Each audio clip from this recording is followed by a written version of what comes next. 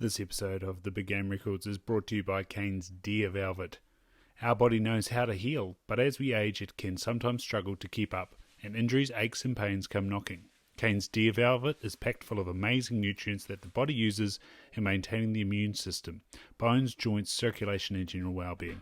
Simply replenish the nutrients, healing happens, and you are left to get on with living your life to the full. Find out more at canesdeervelvet.com and use the code STAGRAW252 for an introductory 20% discount. Welcome back to the Stag Raw. We're looking at now Volume 3 of the Big Game Records, The Fallow. I've actually read this one before. I read it in lockdown, so it's been awesome going back through it. We're looking at fellow bucks that are over the magical score of 235. The 235 Club, all the measures quoted for the Douglas score are expressed in inches, 1 inch equaling 25.4 millimeters. In the list of trophies and the relative score sheets presented with the profiles of those trophies scoring in excess of 235. All measurements are expressed in eighths of an inch with the exception of the final score. This system is used for ease of measurement, accurate calculation, and ease of assessment. In this volume, the complete score sheet is presented with each trophy. So, I now have the first 4 volumes of the New Zealand Big Game Records series. Of course, we started off with Volume 4. And, pretty cool to have these in my personal library. Of course, I've just also read another one of Banwell's books on New Zealand trophies. He wrote that in about 1969, or published in 1969. And he looked at the Reds and the Wapiti, but as someone who grew up in Gore, Banwell started off his hunting in the Blue Mountains and so was exposed to fallow. Right. Number 1, the highest scoring fallow buck in New Zealand. And I'm sure there'll be some conjecture because there's some magnificent private fallow bucks out there, but as of the writing or publishing of this book, we've got the edition that was first published in 2003. So, if you've got a better one out there, reach out. But not to take anything away from Carlos P. McDonald, Hokonui Hills, yes, Southland, 2001. So its number of points are 10 on the left-hand side and 12 on the right-hand side for a total of 22 points. The lengths are 32 and 2/8 by 31 and 4/8. The spread is 35 and 2/8 wide. The span is 24 and 3/8. The beams, they are 4 and 2 by 3 and 6. The coronets, they're 7 and 6 by 7 and 7. Hearty bases. So points, the brow tines, they're 7 and 3 by 7 and 6. Get those up here. The trays, they're 5 and 1 by 6 and 1. And the guard tines are 9 on the left and 8 and 5/8 on the right.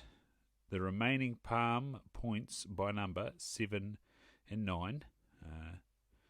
The Adel Bay tine, this one's got those. So we've got 1 and 3 by 4 and 6.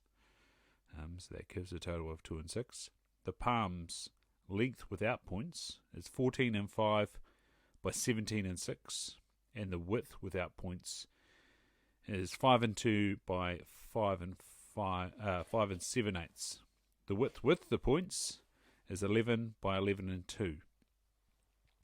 And there's an extra main beam forward of extra cracker on the right hand side, which is 13 and 6 or 7/8, one of the two, doesn't matter to the score.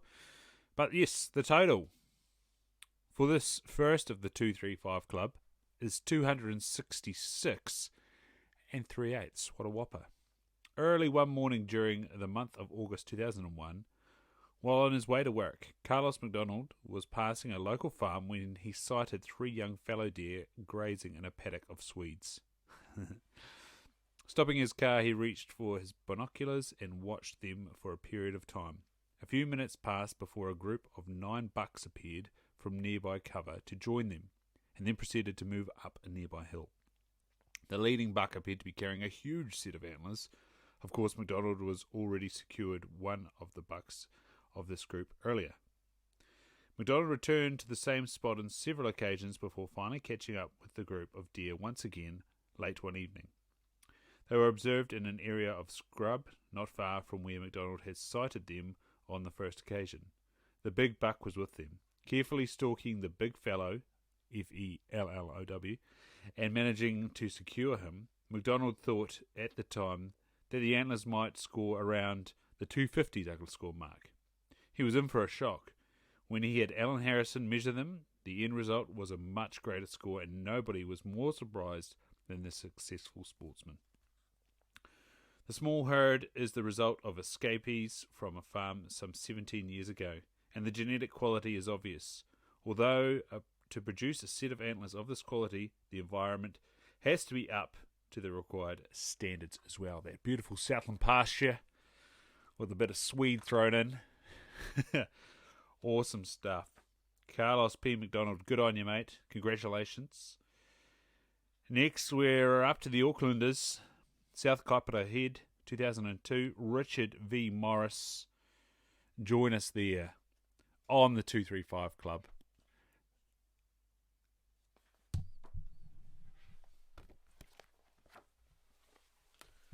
Right, that's pretty. Kia ora, you're listening to the 235 Club. The New Zealand Big Game Record Series, The Fallow Deer, Volume 3, written and compiled for the New Zealand Deer Stalkers Association, Incorporated by D. Bruce Banwell.